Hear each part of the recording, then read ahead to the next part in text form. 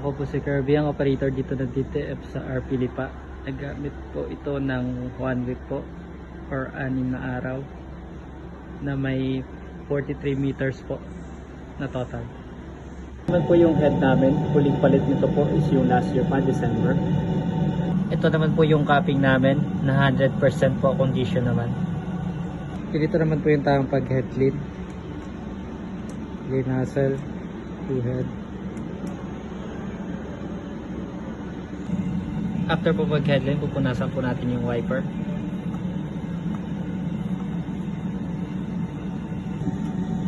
After po magpunas ng wiper po, ina-nozzle test natin. So yun po, okay naman po yung head.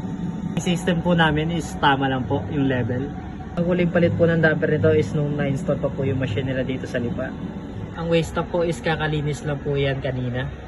Ito naman po yung ABR po namin. So nandito naman po yung mga unused stock namin. Tapos dito po sa kabila yung mga in-use stock namin. Ito naman po yung mga stock namin na film. Nagamit namin na mga consumable. Sa white po, 2. Tapos po sa powder po, 1. Nandito naman, ito naman po yung DTF daily sold out namin po. Updated naman po.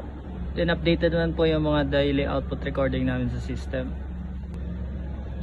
Then yung sa consumables withdrawal po, napasok naman po namin to. Ito po yung 17. Tapos ito po yung 19. Ito po yung weekly inventory po namin. Updated naman po. Yun lang po. Thank you.